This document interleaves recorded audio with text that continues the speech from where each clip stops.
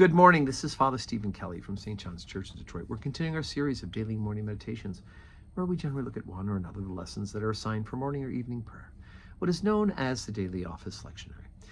Once again, it's an Ember Day. Remember, those are the Wednesday, Friday, and Saturday that occur 4 times a year, where we pray with special intention for the ordained ministry of the church, for those who are already ordained, for those who are in the middle of the process of preparation for ordained and about to be ordained, and for those men who are discerning their vocations to the ordained ministry. We pray with special intention these days for them.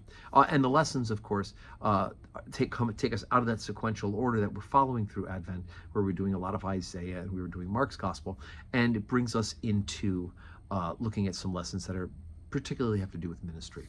So today we're going to read Today we're going to read from St. Matthew's Gospel, we're going to jump into the middle of the reading, chapter 10, beginning at verse number 5. These 12 Jesus sent forth and commanded them, saying, Go not into the way of the Gentiles, or into any city of Samaritans enter ye not, but go rather to the lost sheep of the house of Israel. And as ye go, preach, saying, The kingdom of heaven is at hand. Heal the sick, cleanse the lepers, raise the dead, cast out devils. Freely you have received, freely give. Provide neither gold nor silver, no brass in your purses, nor scrip for your journey, neither 2 coats, neither shoes, nor yet staves, for the workman is worthy of his meat. And under whatsoever city or town ye shall enter, inquire who in it is worthy, and there abide till ye go hence. And when ye come into an house, salute it. And if the house be worthy, let your peace come upon it. But if not worthy, let your peace return to you. And whosoever shall not receive you, nor hear your words, when ye depart out of that house or city, shake off the dust of your feet.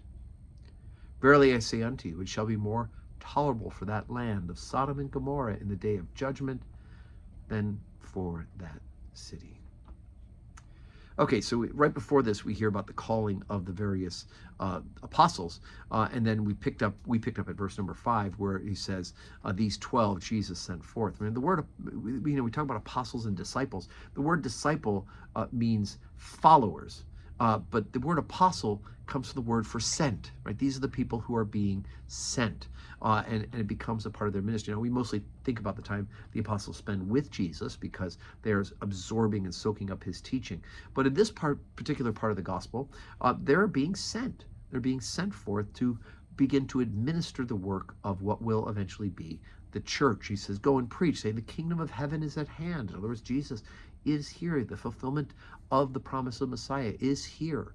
And then they're going to be able to perform the miracles by God's grace that Jesus is doing. They're healing the sick, they're cleansing the lepers, they're raising the dead, they're casting out devils. So this whole idea that right from the beginning, even before the death and resurrection of Jesus Christ, the apostles are beginning to form the work of the church. Right, and so this is, and as a matter of fact, they're sent out without gold or without brass, without 2 coats, no money, because just go, be prepared, and trust radically in God.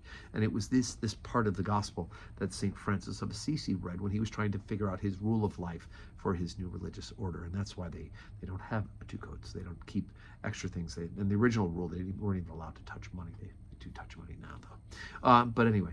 It's the work of the church is to do the work of the church.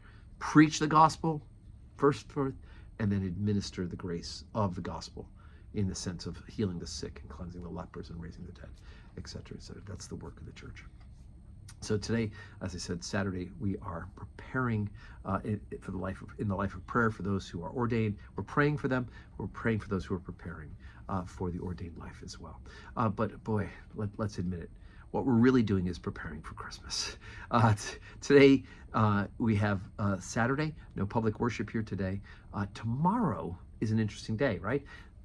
The morning services are the 4th Sunday of Advent. So we will have 8 o'clock and 10 o'clock, 7:30, 8 o'clock and 10 o'clock in the chapel, because that's not decorated for Christmas yet, because it's the 4th Sunday of Advent still. Then in the evening, we will celebrate Christmas Eve, 4 o'clock, the family service, and then 8:30 carols, and 9 o'clock the big service of Christmas Eve with the choir.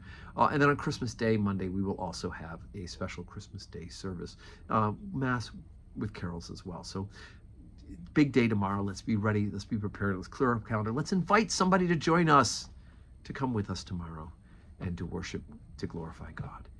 And God willing, I will see you in church twice, once in the morning for Advent, and then either in the evening Sunday or on Monday morning for Christmas. May God grant you a Saturday that's full of blessings.